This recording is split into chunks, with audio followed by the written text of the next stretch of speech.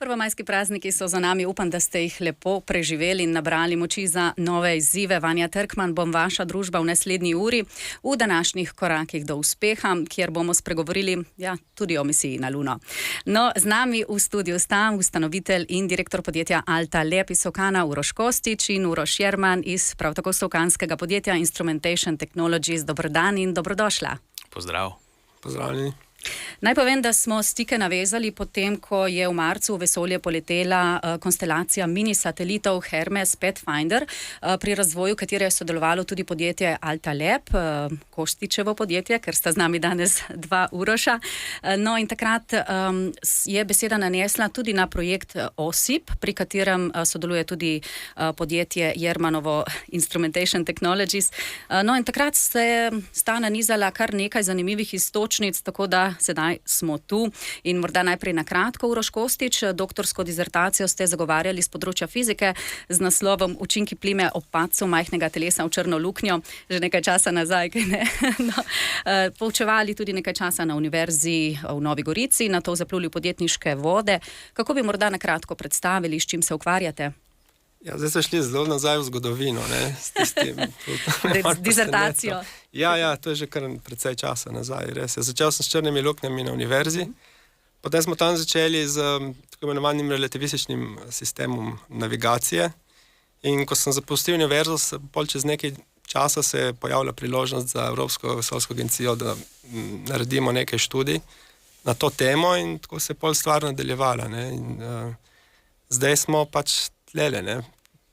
Pripravljamo misijo na Luno, ne? Na to tematiko.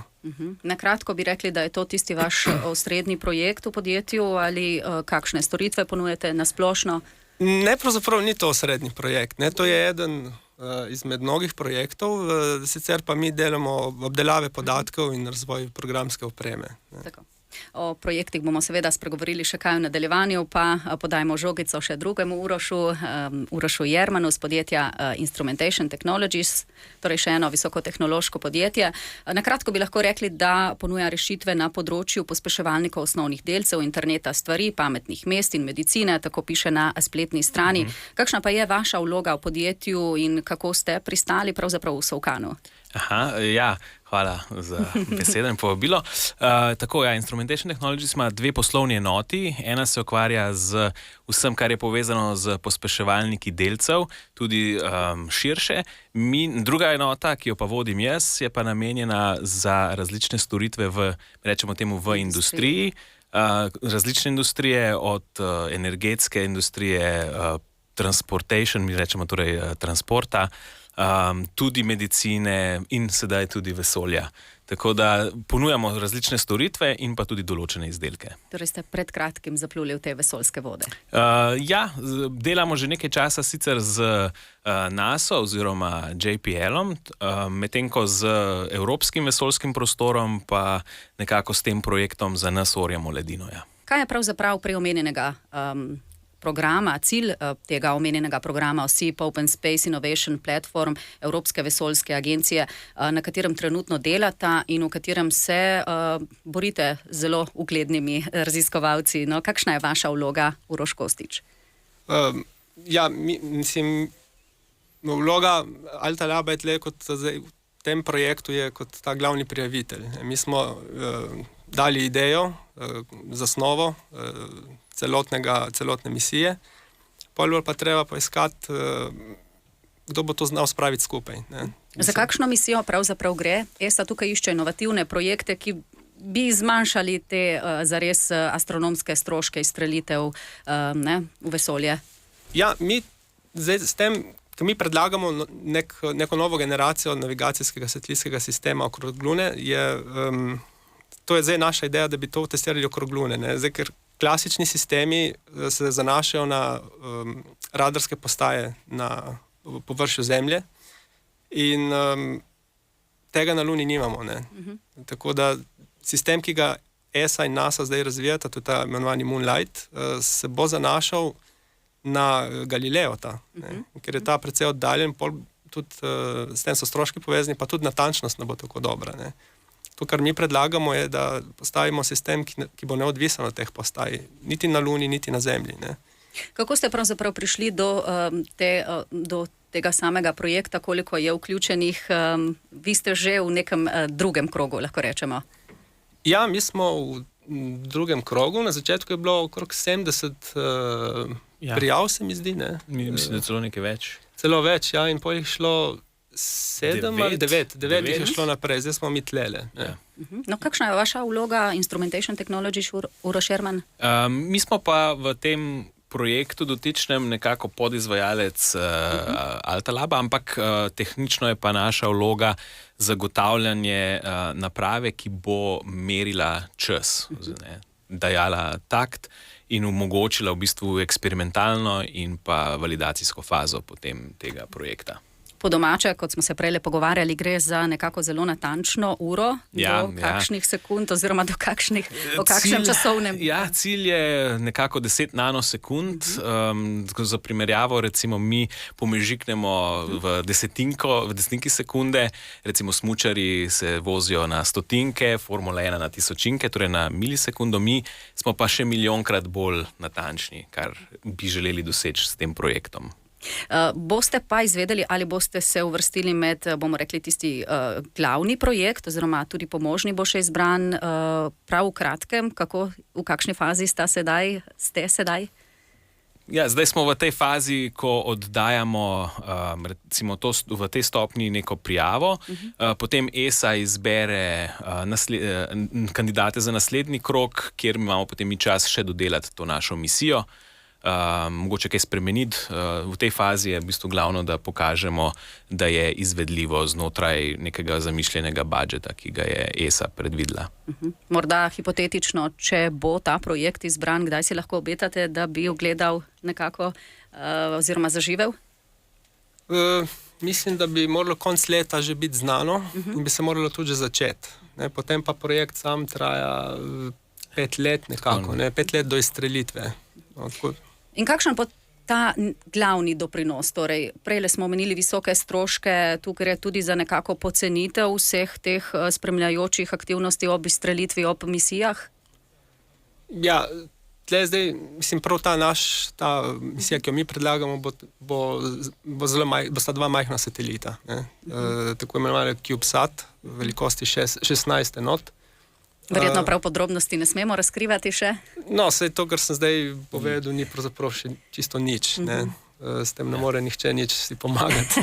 Mogoče ena izmed glavnih prednosti ideje tega projekta je, vsi navigacijski sistemi potrebujejo tudi rečemo, zemeljske postaje.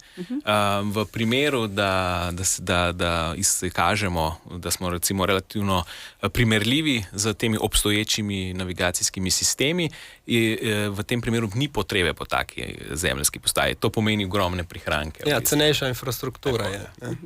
Uroš Kostić, s čim pa se še ukvarjate? Nekaj ste na začetku omenili, katere projekte, v katero področje se pa nameravate v bodoče še, bomo rekli, usmeriti?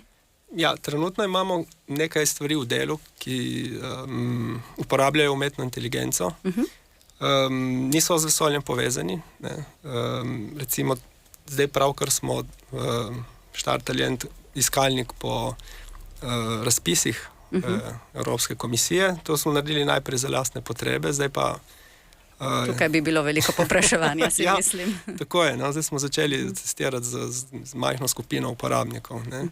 Kmalu bomo pa tudi odprli ta sistem za napovedovanje proizvodnje elektrike z sončnimi elektrarnami. Ta je precej bolj kompleksen in uporablja res dosti različnega znanja.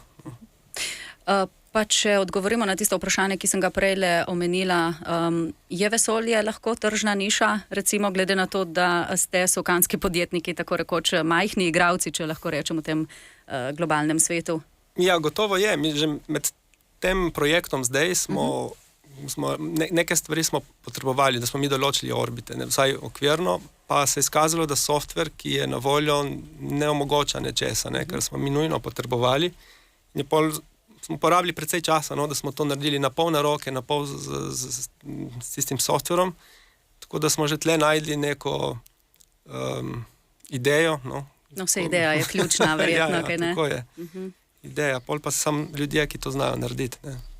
No, Uroš Jerman, Instrumentation Technologies, kot omenjeno, je visokotehnološko podjetje. No, tudi vas bom vprašala, katero področje pa je sedaj trenutno najbolj v vzponu?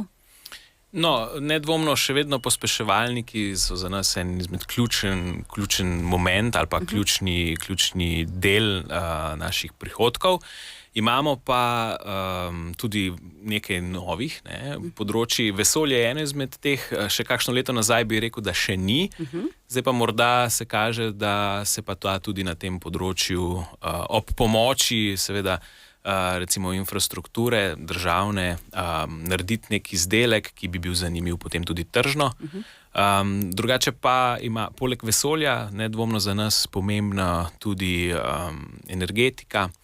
Prav tako sodelujemo pri nekem projektu za napovedovanje vremena in iz tega povezano proizvodnih zmogljivosti sončnih celic oziroma sončnih elektrarn. Tako da ja, te dve področji sta nekako še tudi zelo močni. Je pa še nekaj drugih, ki pa jih ne smemo omenjati. Ja. No, recimo, ker ste ravno izpostavili, da ste se šele pred kratkim začeli ukvarjati z vesoljem. Kakšen potencial pa ima, kakšnega vidite? Nedvomno iz tehnološkega vidika dobiš veliko znanja, ki je potem aplikativno tudi na ostalih področjih. Torej, če si nekako uspešen, če uspešno rešiš določene probleme tehnološke na tem segmentu, jih lahko plasiraš tudi drugje. To je nedvomno eno. Iz poslovnega vidika bi pa rekel, da trenutno je to bolj v začetni fazi še vedno. Je ogromno priložnosti, veliko jih bo propadlo, nekaj bo pa uspelo, tako da mi upamo, da bomo z kakšno tudi prodrli potem naprej. No, še na kratko bi se dotaknila projekta, na katerem sodelujete oziroma pri katerem sodelujete vajni podjetji, torej misija na Luno. Prejle smo omenjali visoke stroške, tudi Evropska vesoljska agencija s projekti, kot je OSIP, Open Space Innovation Technologies, išče platforme, išče ideje. Kaj to pomeni recimo za samo vesoljsko tehnologijo, evropsko, recimo, kako pomemben korak je recimo prav s projekti, ki jih išče sposobna narediti, recimo v primerjavi z globalnimi igralci, kot so NASA in podobni?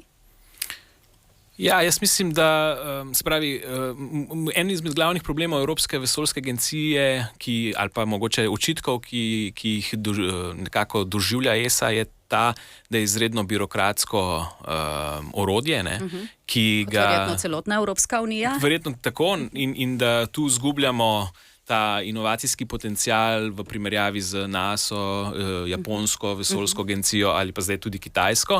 Tako da take iniciative so dobrodošle, kjer poskušajo razbremeniti morda ta birokratski del.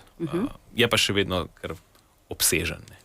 Kdo pa so igralci tukaj države, recimo, katere so močne? V Evropski vesoljski agenciji? Tako. Ja, najmočnejše so Italija, Nemčija in Francija. Oni tudi največ prispevajo finančno in drugače. Imajo tudi svoje lokalne vesoljske agencije, tako da je tam še dodaten denar na voljo. Slovenija ima vesoljsko pisarno.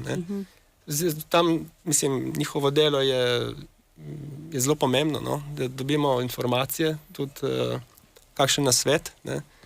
Ampak to še zmeraj ni... Na koncu denar je tisti, ki prinese zaresen uspeh. Kako se lahko podjetniki iz Goriške regije kosajo z visokotehnološkimi podjetji po svetu, kje so prednosti in slabosti domačega okolja? Uroš Jerman, Instrumentation Technologies, recimo že več kot 20 let deluje v tem okolju. Kakšen je vaš pogled? Ja, to področje tu ima mogoče to geoprednost, ker je blizu meje, tako da mi naslavljamo, ko iščemo talent, recimo, če se na talent usmerimo.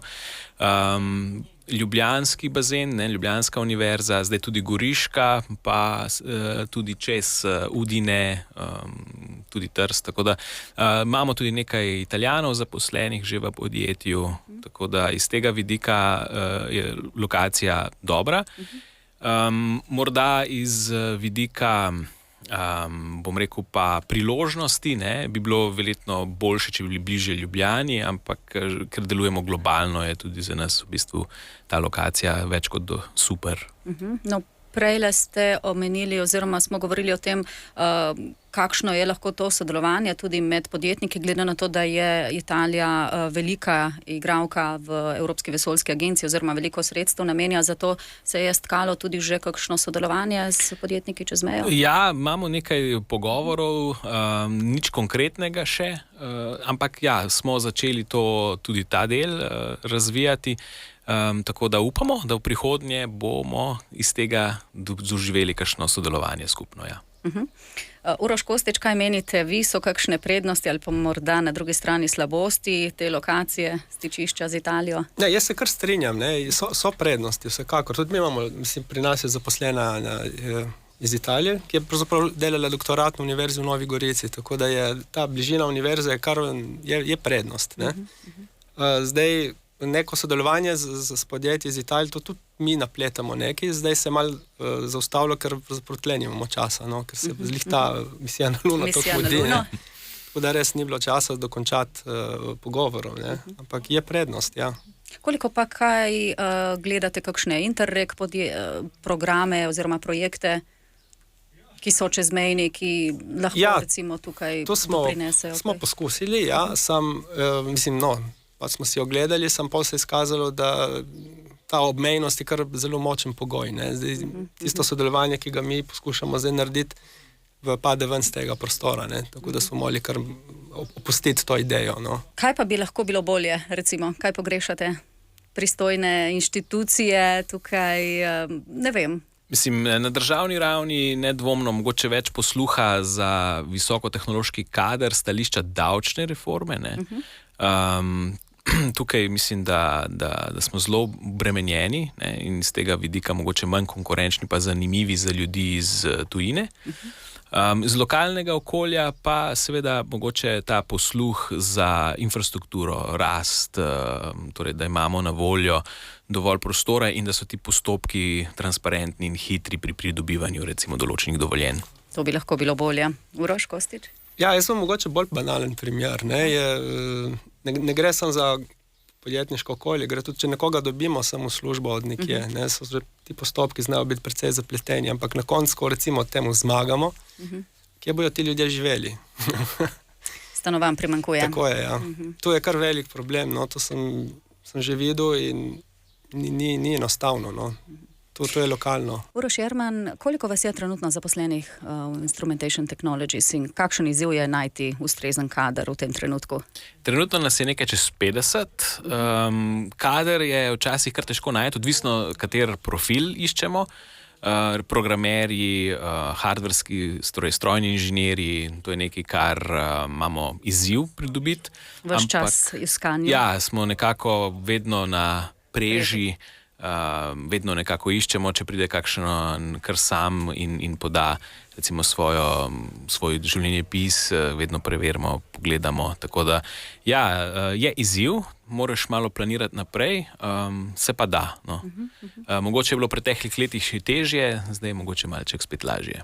Tudi zato, ker ste si nekako ustvarili ime iz tega vidika, ali je več kadra? V enem trenutku morda nismo bili tako znani tudi lokalno, smo kar veliko napora vložili v to, imamo pač tudi ljudi, ki so za to zadolženi, tako da morda smo zdaj tudi res lokalno in širše bolj prepoznavni.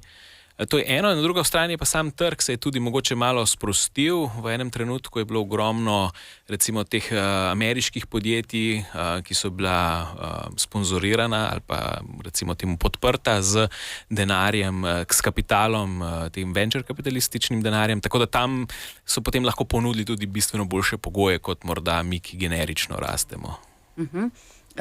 Uroš Kostič, podjetje Alta Lab, no glede na to, da ste prej poučevali, morda z tega vidika, bi rekli, da se gospodarstvo in šolstvo dovolj povezujeta? Po mojem ne. Je še prostor, vsekakor.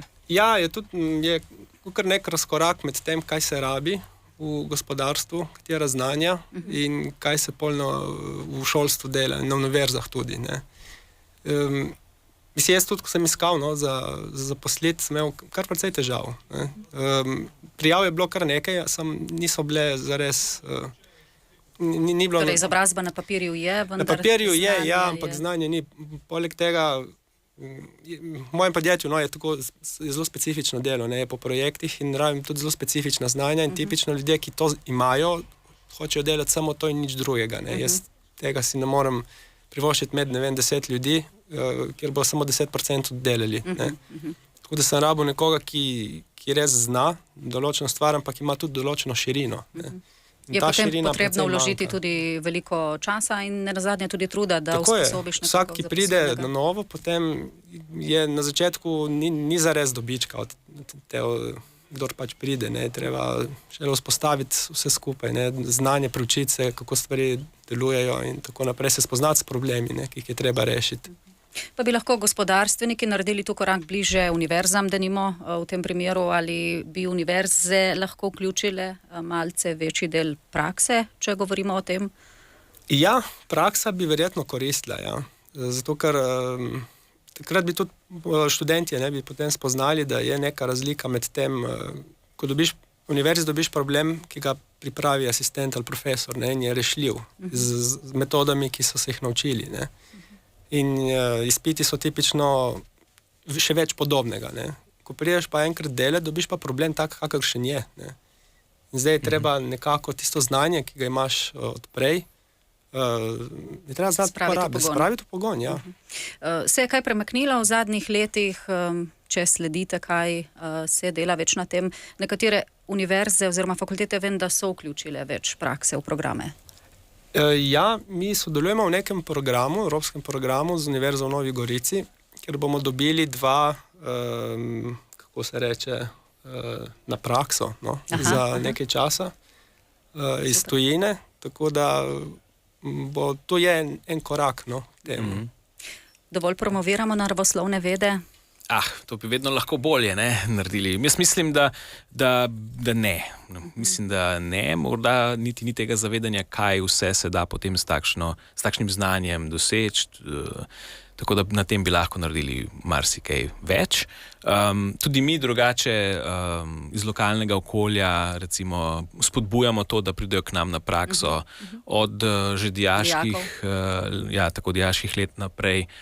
Imamo tudi v nekem evropskem projektu, smo pridobili študenta recimo z Indije, tako da imamo ta del recimo kar dobro pokrit in spodbujamo to. No. Zagotovo je večina od nas že slišala vsaj za ChatGPT-ja, umetna inteligenca, ki dejansko posnema človeško razmišljanje, informacije pa obdeluje hitreje in natančneje, je seveda veliko več. Predstavnika sokanskih visokotehnoloških podjetij Instrumentation Technologies in Alta-Lab, Uroš Jerman in Uroš Kostič, še nekaj minut ostanete z nami v korakih do uspeha. Koliko se pri vas poslužujete umetne inteligence in kaj lahko ta po vaši oceni doprinese razvoju kot družbe, celote? Ja, pri nas se kar izdatno. Zmeram več. Kot sem že prej omenil, imamo zdaj malo 2 produkta zunaj. Oba temeljita na umetni inteligenci.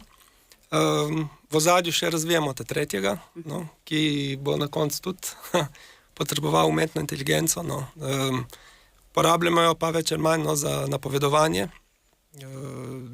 tako časovnih vrst, bolj tehničen izraz. Uporabljamo pa vse sort podatkov, ki pridejo not iz industrije, satelitov, vremenskih napovedi. In potem iz tega poskušamo najti neke vzorce, s katerimi pol napovedujemo to, kar nas zanima.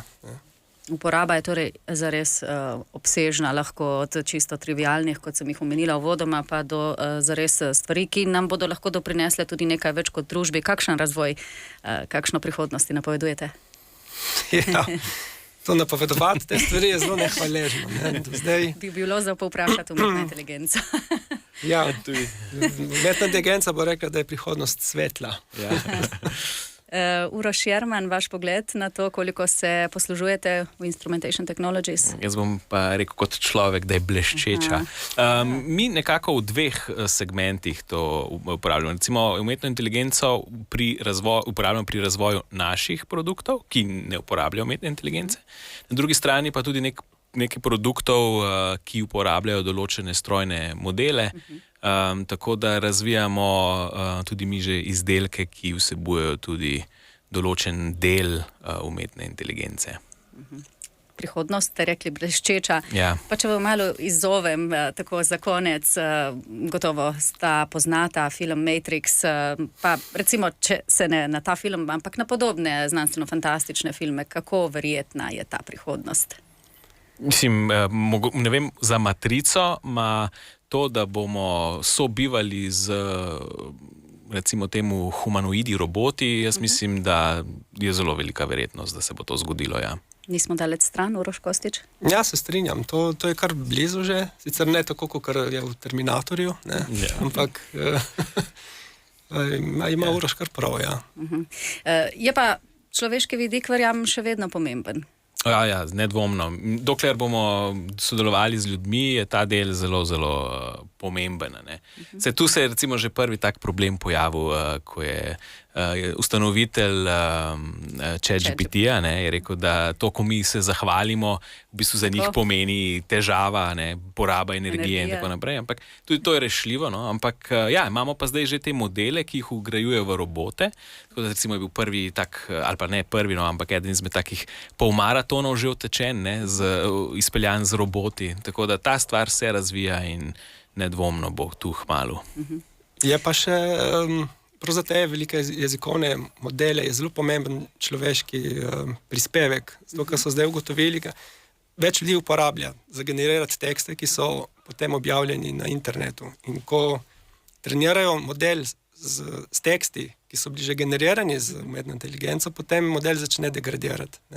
Ja. Če hočemo mi izboljšati modele, je potreben človeški tekst, človeško razmišljanje. Ja. Dobro, torej nismo še za odpis. Ne, to ne bomo. Brez nas ne gre. Tako. Ja, mislim, da nas čas že priganja počasi, tako da se vam lepo zahvaljujem za obisk v studiu, za pogovor in seveda veliko uspeha pri skupni misiji, pa tudi na ločenih poteh. Hvala lepa za res še enkrat. Hvala in hvala za povabilo. Hvala pa tudi vam, seveda, da ste bili danes z nami in lep dan še naprej. Koraki do uspeha. Korake do uspeha podpira podjetje Spintek in direktor ter lastnik Goran Miškolin, častni pokrovitelj oddaje.